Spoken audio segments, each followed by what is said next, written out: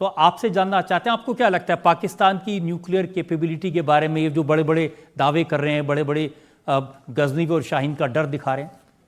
उनकी nuclear capability है, but ये जिस तरह से बोलते हैं या छोटा भी कुछ इंसिडेंट होता है उस पर हम जब भी बात चलती है कि पाकिस्तान के ऊपर कुछ खतरा हो सकता है इंडिया से, सीधा न्यूक्लियर पे पहुंचते हैं। तो उनकी मैच्योरिटी लेवल, रिस्पॉन्सिबिलिटी और responsible state as a nuclear power बहुत कम है। और ये पूरी दुनिया को देखना चाहिए कि छोटी सी बात पर भी सबसे पहले बोलते हैं हमारे पास न्यूक्लियर हथियार है। सो इनको तो जितना कम सुने उतना अच्छा है।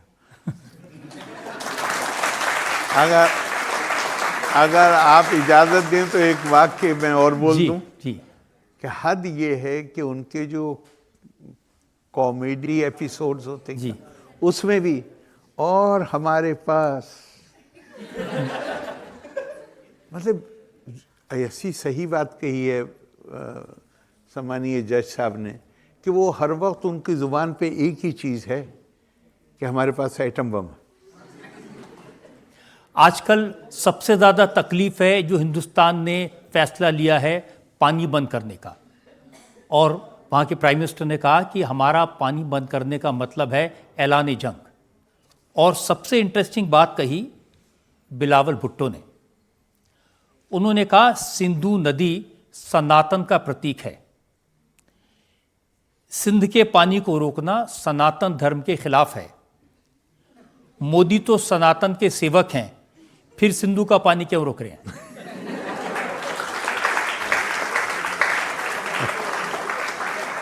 चलिए, कम से कम इसमें एक बात तो है कि वो भारत जिस सभ्यता की बात करता है, जिन सनातन आदर्शों की बात करता है, उन्होंने इतना तो मान ही लिया कि उसमें किसी को रोकने की परंपरा नहीं है।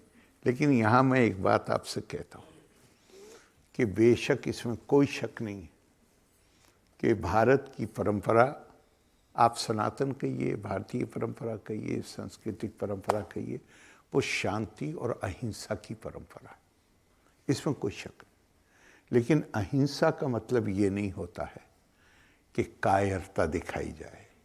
अहिंसा का मतलब ये नहीं होता कि अताताई के सामने सर झुका दिया जाए। अहिंसा का मतलब ये भी नहीं होता कि हम हथियारों का ये लोगों को अजीब सा लगेगा, लेकिन अहिंसा का मतलब ये भी नहीं होता कि हम हथियारों का इस्तेमाल नहीं करेंगे। अहिंसा को परिभाषित किया गया है, अहिंसा प्रतिष्ठायम तत्सन्निधे वैर त्यागा। जहाँ अहिंसा प्रतिष्ठित हो जाती है वहाँ पर किसी के लिए मन में वैर नहीं होता, दुर्भावना नहीं होती, दुश्मनी का भाव नहीं होता। और जब आप मानिए एक आदमी किसी की जान लेना चाहता है, हथियार उसके हाथ में, आप उससे लड़ जाइए और हथियार छीन लीजिए, ये अहिंसा का पालन है, ये अहिंसा के विरुद्ध नहीं है। और हमारी परंपरा में कहा गया है अग्रता चतुरो वेदो प्रश्ता सशरम धनु इदम ब्रह्मम इदम छात्रम शास्त्रादपि शस्त्रादपि। मतलब हमें कहा गया है, हमारा आह्वान किया गया है, हमारे पास हम विद्या ज्ञान से परिपूर्ण हम होने चाहिए। वो हमें सॉफ्ट पावर देती, लेकिन इसी के साथ प्रश्ता, इसी के पीछे हथियार की ताकत भी होनी चाहिए। इसी की आपकी परंपरा है, आपकी जीवन शैली है। अगर आप पर की जीवन शैली को ख़त्म करने की नीयत से कोई आप पर कोई अताताई आगे आता है, तो हमसे कहा गया है कि पहले संवाद की ताकत का इस्तेमाल करो मुकाबला करने के लिए।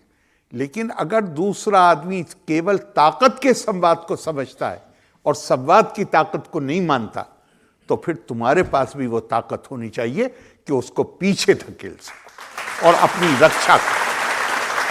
रक्षा कर। फिर तुम्हारे पास भी वो ताकत होनी चाहिए। तो मैं मानता हूं कि इतिहास में हमसे चूकें हुई हो, लेकिन आज जितनी हमारी क्षमता है उसके लिहाज से हमने अपनी सुरक्षा की तैयारियां लगता है कि हमारी हैं।